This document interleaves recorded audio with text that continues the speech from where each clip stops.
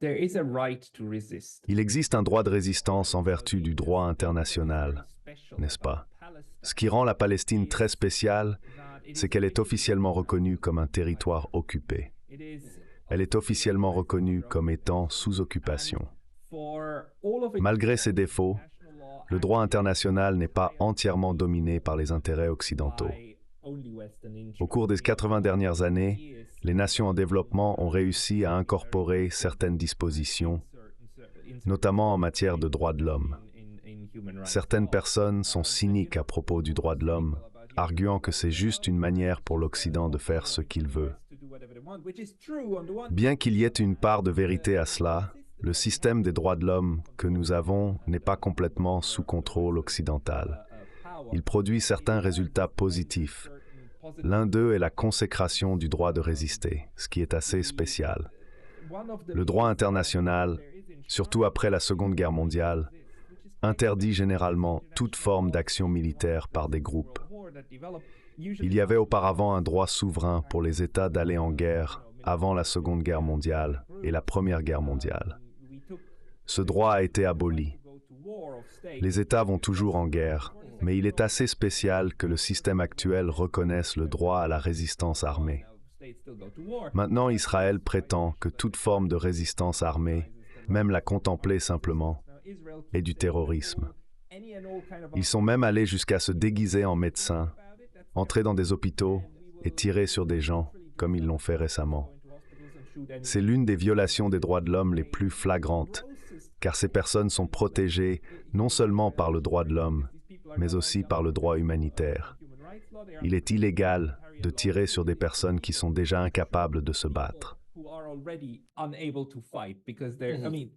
Ouais, Pouvez-vous m'expliquer la différence entre le droit de résister et le moment où la résistance devient du terrorisme en termes juridiques? Quel type de droit les Palestiniens ont-ils de résister avec la force armée? Well, the whole issue, first of all, the whole issue of the right to resist. eh bien, toute la question, tout d'abord, est le droit de résister avec des forces armées. C'est quelque chose que les juristes internationaux débattent souvent. Je suis d'accord qu'il existe un droit international de résister avec la force armée, et je serais heureux d'argumenter ce point avec quiconque. Cependant, cela reste une question controversée. Il existe définitivement un droit de résister sous d'autres formes, c'est certain. Une chose qui est sûre, c'est qu'une puissance coloniale ou tout autre pays n'a pas le droit de supprimer ou d'opprimer les expressions du droit à l'autodétermination par la violence. Concernant Israël, cette situation tombe dans une zone grise en droit international. Le débat continue sur le fait de savoir s'il existe un droit d'utiliser la force armée. Cependant, il n'y a pas de droit pour l'autre partie de supprimer les actions vers l'autodétermination. Cela crée une zone grise vague. Mais quand il s'agit de droit humanitaire, la situation est assez claire. When it comes to humanitarian law, of course, it's quite clear. We have certain things that are war crimes and certain things that, Nous avons certaines actions qui sont considérées comme des crimes de guerre et d'autres qui relèvent de la conduite acceptable de la guerre. Cela conduit à l'un des arguments les plus forts. Les gens ont le droit de résister à l'oppression en utilisant la force armée. Le protocole additionnel 1 des Conventions de Genève stipule clairement que ceux qui luttent contre les régimes d'apartheid ou l'oppression raciste doivent être reconnus comme des combattants légitimes. Cela suggère que de telles luttes armées sont considérées comme des conflits armés internationaux légitimes. En ce qui concerne le terrorisme, il n'existe pas de définition universellement acceptée. Cela est dû au fait que des pays comme les États-Unis et Israël pourraient définir le terrorisme comme tout acte de violence contre eux, justifiant leur droit de riposter. D'autre part, de nombreux pays qui ont subi le colonialisme occidental, l'impérialisme et une oppression brutale pendant des décennies, sinon des siècles, voient la question différemment. For many, decades, if not centuries.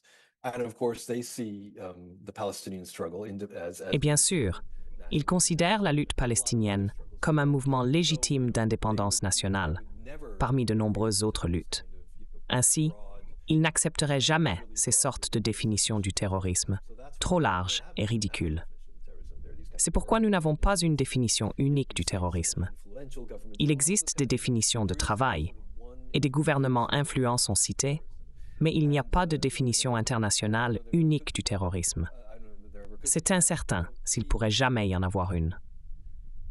Lorsque nous discutons de la résistance armée, par exemple, les attaques du Hamas et d'autres groupes le 7 octobre, il semble qu'il y ait eu des violations du droit humanitaire international, incluant le ciblage de civils et la prise d'otages. Ces actions sont des violations claires du droit humanitaire international. Elles sont considérées comme des crimes de guerre qui doivent être enquêtés, et les responsables devraient être traduits en justice. Those are war crimes and those need to be investigated and people responsible should be brought to justice. That's quite clear. Now, at the same time, though, C'est assez clair. one of the fundamental principles Maintenant, en même temps, l'un des principes fondamentaux du droit international humanitaire est que le fait que l'autre partie ait fait quelque chose de mal ne vous donne pas le droit de transgresser les règles. Clairement, ce qu'Israël fait est absolument disproportionné.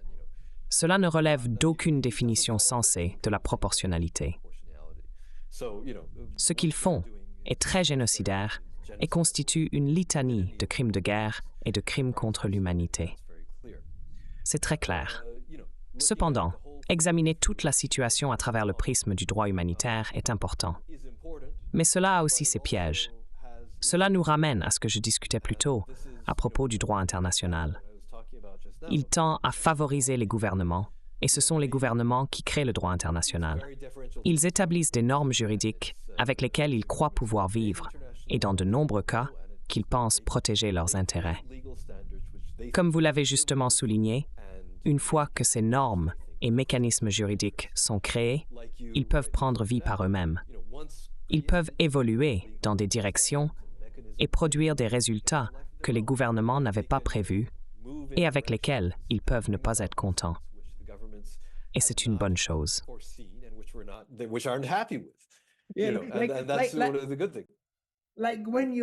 Comme lorsque vous avez fortement insisté en 1948 pour une convention sur le génocide, parce que vous venez de vivre un génocide 3 ans plus tôt, et que vous voulez vraiment empêcher que cela se reproduise. Il se trouve juste que vous allez être l'un des prochains inculpés en vertu de celle-ci. One of the next ones indicted. Look at what happens. Look at what happens. That's just one of the examples. But, you know, Oui, regardez ce qui se passe. C'est juste un des exemples. Bien sûr, toute la question du droit international humanitaire, c'est qu'il est très différent envers la partie attaquante. C'est l'un des problèmes. Il repose sur ce que la partie attaquante savait au moment de l'attaque, ou sur les renseignements qu'elle avait. De toute évidence, nous ne le saurons jamais. Cependant, j'en discutais avec mes étudiants tout au long de ce trimestre. J'ai une classe sur les droits de l'homme et j'enseigne sur la Palestine pendant toute la classe. Jusqu'à présent, il y avait généralement plus d'accent sur la Cisjordanie et sur le PDCP et le PDESC, qui sont des traités internationaux standards sur les droits de l'homme. Mais avec ce qui se passait à Gaza, c'était juste ridicule. J'ai dû complètement changer mon plan et me concentrer sur Gaza et le droit international humanitaire. Comme je le discutais avec mes étudiants et leur devoir final, j'ai souligné que, oui, nous avons cette partie sur ce que l'État attaquant savait à l'époque et tout ça. Mais ne vous inquiétez pas trop de cela, parce que les dommages causés, les victimes, la perte de vie civile et les dommages aux objets civils sont si flagrants et évidents. Dans ce cas, en se référant à toutes les attaques israéliennes à partir du 7 octobre en général, ce n'est même pas la peine de passer trop de temps à les examiner. Ce que je veux dire, c'est que vous pouvez faire un cas très clair et fort pour des violations du droit international humanitaire sans plonger dans ces détails, parce que c'est si évident et flagrant dans ce cas. Et c'est ce que les Sud-Africains ont fait avec tant d'efficacité. Leur mémoire est excellente.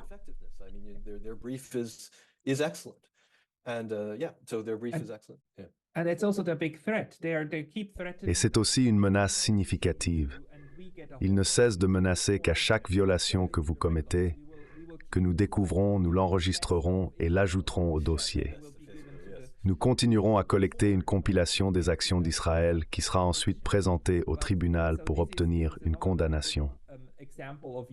C'est un exemple parfait de l'utilisation d'un tribunal non seulement pour intenter une action en justice, mais aussi pour exercer une pression politique afin de provoquer un changement. C'est peut-être la manière la plus efficace pour le système judiciaire international d'impacter la politique mondiale par cette voie politique. Maintenant, je me souviens de ce que je voulais vous demander auparavant. Je crois toujours en l'importance des institutions internationales, car elles offrent la meilleure chance d'atteindre un monde meilleur.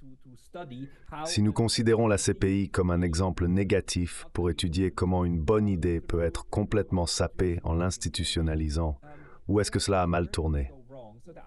La CIJ, dans un sens, fonctionne efficacement parce que ces 15 juges, plus les juges ad hoc, sont quelque peu isolés de la politique, ce qui leur permet d'agir de manière indépendante. C'est assez remarquable que même le juge israélien ait été d'accord avec ses collègues à 2 reprises, indiquant qu'il est isolé et qu'il n'a pas à craindre de graves répercussions. La même chose s'applique aux juges américains, ce qui a été une très agréable surprise. Évidemment, la CPI fait face à des défis différents, avec des mécanismes en place assurant que le procureur est sous influence politique. Savez-vous quels sont ces mécanismes? Ou est-ce que les problèmes procéduraux dans la création du tribunal ont mal tourné?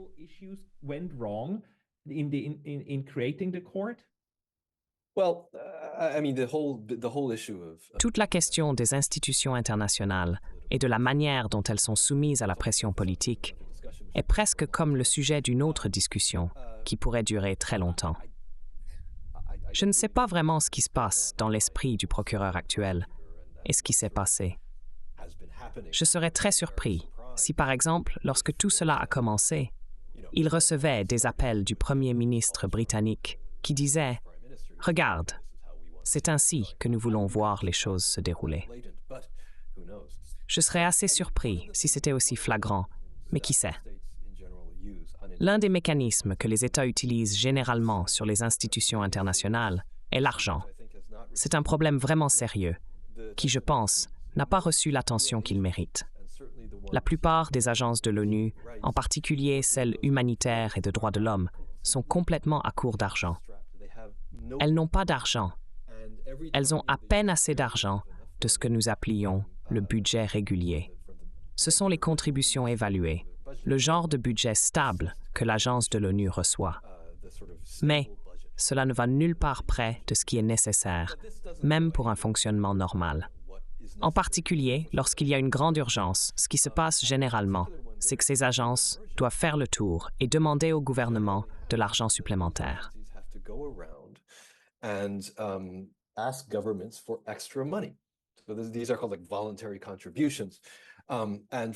Ces contributions sont appelées contributions volontaires pour faire face aux urgences. Cet argent et d'autres types de contributions volontaires que les gouvernements donnent, même en dehors des périodes d'urgence, sont ce que nous appelons affectés.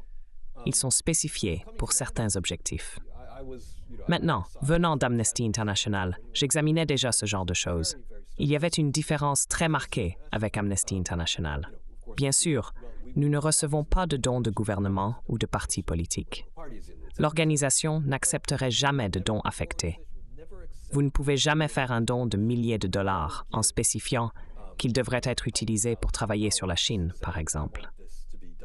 Cela n'était tout simplement pas autorisé. Nous prendrions l'argent, mais la manière dont nous l'utilisions dépendait de nous. Si cela vous déplaît, alors ne faites pas le don. C'était comme ça, et c'était une position très principielle. Je pense que cette position a jusqu'à ce jour préservé l'indépendance d'Amnesty et l'a isolée des pressions politiques. Malheureusement, beaucoup d'autres grandes organisations internationales de droits de l'homme et ONG sont soumises à ces pressions. À l'ONU, c'est juste la foire d'empoigne.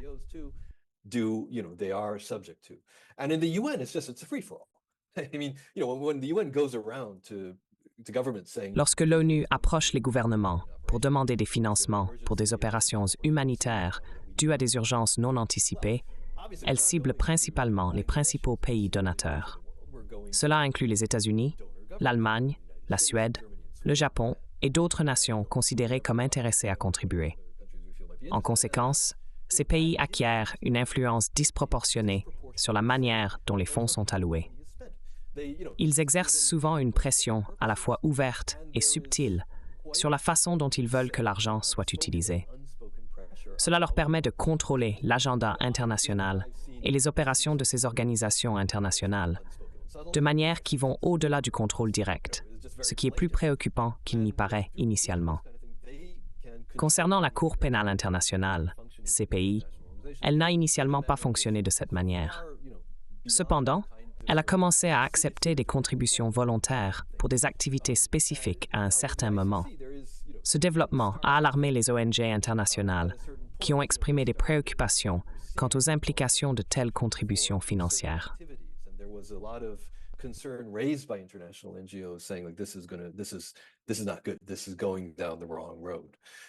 Cela prend une mauvaise direction. Cela n'a pas atteint le point où, comme le HCR ou l'UNRWA, je ne me souviens plus, mais je pense que c'est plus de 90% de contributions volontaires, si je me souviens bien. Cela dépend fortement des contributions volontaires, mais ce n'est pas encore à ce niveau. Cependant, la grande différence entre la CPI et la CIJ sur ce point est que la CPI est opérationnelle. La CPI n'a pas de bureau permanent partout, mais elle dispose d'enquêteurs.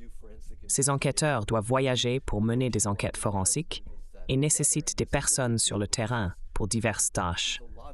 Cela nécessite une somme d'argent significative. La CIJ, d'autre part, ne fonctionne pas de cette manière.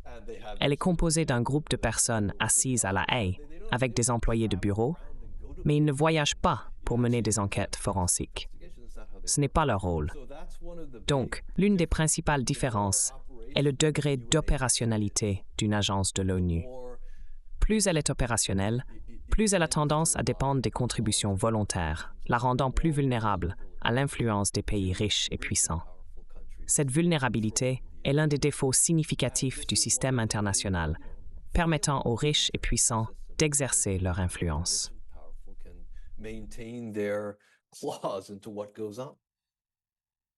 C'était fascinant. Je ne savais pas. C'est pourquoi nous avons besoin d'experts qui ont travaillé sur le terrain pour expliquer ces problèmes. Nous pourrions continuer pendant une autre heure, je crois, mais pour l'instant, nous allons en rester là et nous reparlerons. Merci beaucoup. Memendis Mbaskas, merci.